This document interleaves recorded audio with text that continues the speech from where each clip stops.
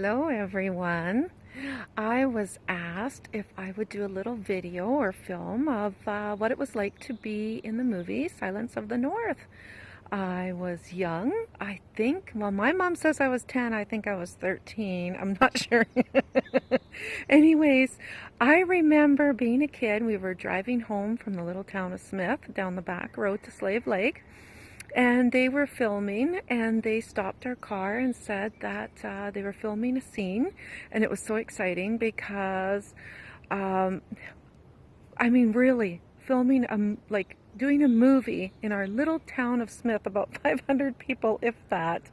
It was exciting. So we stopped patiently and waited while the film crews were up ahead. And it was so exciting. And then one day, I believe it was my dad, came into the room and said, "Janet, do you want to be part of a movie?" They asked for fill-ins. And so they took my dad, my brother, my older sister, and I, and we were part of the fill-in for the picnic scene.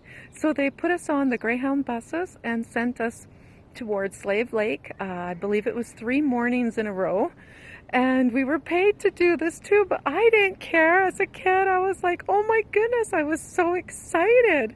So yeah, they did my hair. They said I was in the middle of the shot. It was a picnic scene, and an airplane was coming in one day, and there was horses and carriages, and for me, it was overwhelming. I was so excited. Oh my goodness, I had so much fun. They asked me to run around, chase the boys and the girls, and so yeah, we were just running around playing in the scene, laughing and hollering and screaming, and then we watched the airplane come in and people were buying tickets, and it was like, wow. I was so excited for a little town and a little town girl. That was one of the biggest things, was to be part of a fill-in for the movie Silence of the North.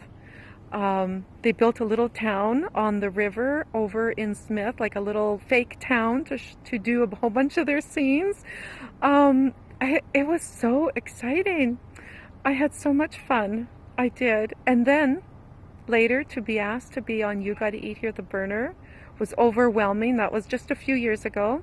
And then I was asked last year to be on Food Network Holiday Baking Championship. Oh, I had so much fun.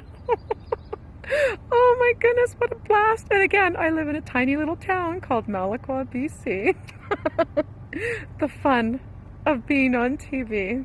Oh, what a blast. I love you guys. Have a good one. Bye.